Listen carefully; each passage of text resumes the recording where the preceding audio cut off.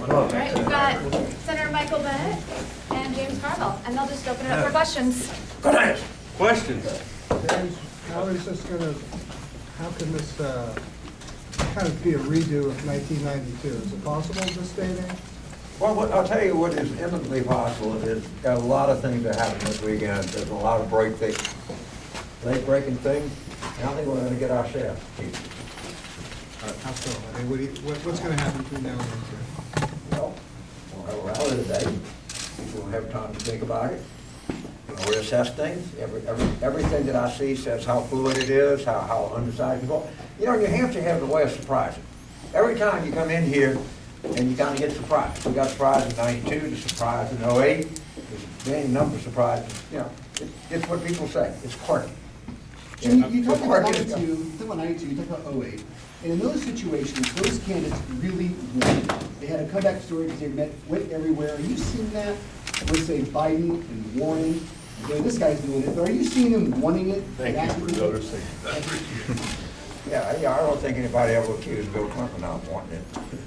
And Okay, that's my I'm point. saying, I don't know. I think the thing got, I wrote about it this week. I couldn't take it anymore. I think we got in a discussion of ancillary issues that are not of importance to people, and the time now is to get back where we need to be. James, should Tom Perez stay in his job after what happened in Iowa? Ask me after Tuesday. Can we explain that on that? Why? Because I don't want to make any news while I'm sitting here with Senator Bennet. I'm not that stupid. James, you've talked about how Senator Bennet would help to win the Senate. Can you talk a little bit about why you think that it'll be easier? I'm going to talk about that today, all right? You think if we're able to do this with something fresh and new in the Democratic Party, and we get down, and by the way, I'll put this out. By the way, I know a lot about the black person. We get him down there. He's a man that in this year has beat cancer, has beat the most awesome odds that anybody has ever beat. He was the superintendent of a majority school district for 2 years. We can play. And you know what's going to happen? If he's the nominee, Doug Jones is going to say, hey, Michael, you got to come down here. James Harrison in South Carolina, because you got to come down here and help in South Carolina. Mike Estes is calling Mississippi. I don't go to Mississippi, not enough of a swing state, all right? In North Carolina, can you imagine having a presidential candidate with a party that every party wants this person coming in and campaigning for them? Every person wants him leading the ticket. That's what we can have. Now, we can nominate Bernie Sanders. I'm going to tell you right now, they're not getting within 100 miles of Bernie Sanders in South Carolina. But if you want to beat Lindsey Graham, vote for Michael Bennet. You want to beat Mitch McConnell?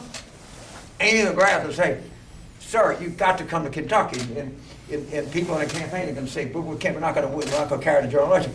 We'll just do it in northern Kentucky so you can, Ohio, or spill over. That's what I want to see. How many miles away will they be from Joe Biden? Let's wait till the election comes. I'm for him. Isn't that the argument? I'm not That's talking his about argument. anybody else. That's his argument, right? Well, my argument there is that I think it's time for generational change in this party. I think that's what the country wants. The country wants new leadership. We're seeing that in this race, and I think that I've got the right experience and I'm the right generation to do this job at this moment. And I've been making the case, as you know, in New Hampshire. I've been here more than any other candidate. Today, James and I are about to go in there and have my 50th town hall, and I think we've got some momentum here, and it's going to make a difference on Tuesday, and I hope people will get out to vote. Senator, today, Vice President Biden put out a digital ad where he attacks Mayor Pete. No, let me just ask the question.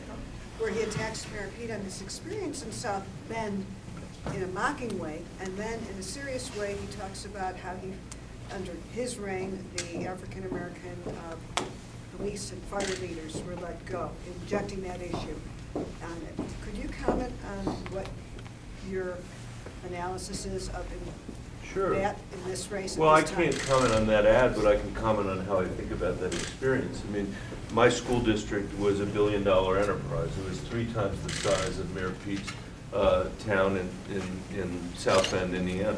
And I think that matters. You know, I got a lot done there. The Stanford has recently done a study in my school district that says the kids are growing academically so much there that they have, it's as if they have 60 additional days of school a year. That's a huge deal to the kids there. We still have big achievement gaps, but we're moving in the right direction. That is a big, complex enterprise, and I'm not saying South Bend isn't, but you know, the other thing is, after that, I spent 11 years in the Senate, and that is, at least I've spent the time there trying to understand the nature of the corruption that we face and how to overcome it. And my conclusion is very simple. We cannot overcome it unless we win races in purple states, unless we can make Mitch McConnell into the minority leader or send him home to Kentucky. I understand. I'm asking you to I'm sorry, perhaps if I hone missed- your answer a little bit Okay. more specifically to the idea that Biden is putting on the table now an issue of whether or not Mayor Pete can win over I African-American can't- voters with yeah. that spot. Do you have any thoughts on that? Is that something I you have agree thoughts with? that I would like to run on education in the African-American community across this country. That's a thought. James, You know, Take you the know next what? question. We're doing our thing. If Vice President Biden wants to like it, whatever, that's it. I know this. This man will, in a general election, will turn out more African Americans in the South than anybody on this that's running for president right now, once his story recovers. That's the job we got to do. If you look at Mayor Pete, of course I'd be, but it is legitimate to question whether or not you want to go from being mayor of South Bend to president. That's not a phony baloney attack. That is a legitimate question. I've actually asked it myself. He has a good answer. But you can't say we can't ask you about that. That's not a terrible attack. It's a question. Senator, The way the campaign you've is talked set up about, Senator, you've talked a little bit about how your style is more subdued, and you have the polar opposite of subdued. What's the difference that James Carville has made to these days in New Hampshire and these times? Oh, it's incredibly validating for me to have, a guy that was here in '92, when we nominated a Democrat who actually took on and beat a sitting Republican, which is what we have to do here. I never thought Donald Trump would be elected president the last time. I was up for election in '16 in the same cycle. I did not think that he could win. I was wrong, and all of us who thought it could never happen now know that it can happen. And what I'm here to tell you is it can happen again, and the guy does not deserve to be reelected. But if we are not focused on the economic issues that this country is facing, like a laser beam, if we're not focused on how do we restore economic mobility to this country, not with a government program for everything, not with a bigger government for everything, but with a set of policies that really make sense, we're going to have a hard time beating him. And I'm terrified for the democracy if he wins again. Mr. Bennett, James, given the fact that Mr. Bennett is the current U.S. Senator, why is he not doing better in the polls right I don't know. I really don't care. My job here is to get him to do better. Right? And Dan Quayle said it, and I kind of agree with it. The past is behind us and the future's ahead of us. I'm just not concerned the way we are. I'm concerned the way we're going to be, and I think we're going to be in a good place. Can you Senator, do that, can you- though, with the National Committee having so much control over this? The National Committee doesn't have any control over any New Hampshire voter's mind, be that voter be a Democrat or an independent. New Hampshire voters are totally capable of thinking for themselves. Our job is to put this sterling candidate out in front of them so they consider them as they make that decision. The DNC can do anything. They don't have any control over the mind of a New Hampshire voter. We have the ability to try to persuade them. Next question 3 from days Dave. ahead of the primary, though. That's what we're here for. What you want me to do? I just go in a time machine and go back 2 weeks? Senator, what was your reaction to Vice President Biden saying at the start of the debate, I'm probably going to take a hit here? For both of you, do you see that as permission for moderate voters to go somewhere else? if he's Look, conceding? as I said, I really, you guys know this, I've been here more than anybody else. People here are less decided than they were 6 weeks ago, than they were 6 months ago, and they were a year ago. And the principal reason for that is they are concerned about whether the leading candidates can actually beat Donald Trump. I share that concern. I will do absolutely everything I can for anybody who is the Democratic nominee in this party. But as long as we have a chance to continue to make the case, I'm going to continue to try to make the case, because we have to beat the guy. in this election. Can you get voters Let's say excited? hypothetically you're not in the race when Colorado votes. Who do you vote for? I just said that I'd support any Democrat, and I will support any Democrat, and I'll come to that, cross that bridge when it comes to it. You can vote for Michael Bennet, that's who the hell he's gonna vote for. What do you think he's gonna vote for? Hey, how about the same question for you, James? Same question for you. I'm gonna vote for Michael Bennet for Lieutenant primary. I plan on him being around there. If he's not, then go to Plan B. What are you going to do? I'll think about it. But right now, I'm thinking about one state, and that's getting us out of New Hampshire with a sufficient vote to take this show down to South Carolina and take it to Nevada. What is that? What's a sufficient vote? I don't know. You know what? I can't describe pornography, but I know it when I see it. The Supreme Court Justice said, if people surprised, we say, hey, who is this guy? He did better than we thought. Then that's a sufficient vote. As soon as we get people to say, I'm not sure I heard of him. Tell me more about him. Once we get that, this horse is out the barn, we're in the pasture, and we're running. Because once they take a look at it, if one more person comes up to me and says, you know, James, Michael Bennet would be the best president, I'm going to punch him in the face. Then if he would be, why are we not for him? If he would be the best general election candidate and the best president, then why am I not for this man? it is a universal, when I tell you, people in this room notice, it's almost universally accepted that, well, of course he would be the best president of anybody. Let's try to get him elected. Senator, you said you're worried about the field being on Trump. You're worried about him winning the election. Is Buttigieg too risky? That's a different issue for me. The concern that I did not go to Washington thinking that Washington was completely broken.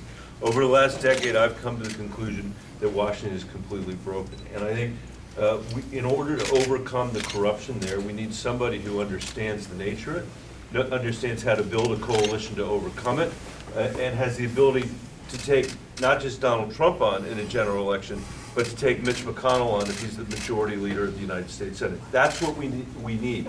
I am tired of losing to Mitch McConnell. And I'm tired of the fact that on judges, on the climate, we've lost to him over a decade. I do not believe that being the mayor of South Bend prepares you for that. Mayor Pete has a different view on that, and he expresses it well and very articulately. He is an incredibly smart guy who's done an amazing job in this race. I certainly wish I had his numbers in this race. But having started at the local level of government myself, and where we did our best to do our best, I've gone to a place where people do their best to do their work. And we're going to have to overcome it if we're going to have any hope of not being the first generation of Americans to leave less opportunity, not more, to the people coming after us. So that's what I think of. Senator, I have a question, because we were just on Stephanie Rule. What did Mitch McConnell say after the impeachment vote as to why we lost? Yeah, so if you read the Carl Hulse's piece yesterday, it'll tell you everything about why he's winning and we're not. At the end of that piece, Mitch McConnell says, I didn't withhold witnesses, I didn't withhold evidence, I didn't withhold due process. By the way, I disagree with all of that. I think he did do that. But what he says is, they need to win some states. They need to get some votes. And that's all that matters. And that is all that matters, because we're not going to have a chance to govern the country again if we can't win these states. And these states are purple states, like Colorado and like Iowa and like Maine and Arizona and North Carolina, you know, and maybe New Hampshire, you know. I mean, I've said to you guys before, and I'll say it again. If we nominate somebody that Jeanne Shaheen and Maggie Hassan can run with, we're going to do just fine. We are going to do well. If we nominate somebody that they can't run with, we're going to have problems. Yeah, That's a different issue than the experience. I don't make one point, is that we listen to these urbanist strategists that talk about debates. 18% of the country elects 52 senators. Let me repeat that. 18% of the United States. And they got people in this party arguing that we should be an urban party. Are you kidding me? If you don't win the Senate back, you can win the presidency, you can win the House. You don't have anything. It's about votes. Get over it. That's what counts. On another point. We've got time for maybe one more from someone who hasn't asked. Sir? Hi, my name is Saul Alilar, and I'm here with my wonderful classmates from the Temple University School of Journalism, and we're Press, I just want to ask you about the disability vote. If you is elected, what will you do to make the disability issue more primary? Because truth be told, those issues don't be taught a lot. Thank you. Thank you for raising the question. Those issues are not raised as often as they should be, and I'm very appreciative that you raised it here today. My perspective on this comes from being the superintendent in Denver. We worked very hard to make sure that it was as inclusionary a school district as possible for people with disabilities and for kids with special needs. As president, the first thing that I would work to do is fully fund IDEA, the Individuals with Disabilities Education Act, which we fund now, as you know, at $12 billion. To fully fund that, we need to fund it at $40 billion. So that's what I would do. Thank you very much. Great, thank you, everyone. All right. So Thanks, you're going everybody. to head over to the rally, and Mitch will help lead you that way. Okay, great. Great, we're going to take Jan.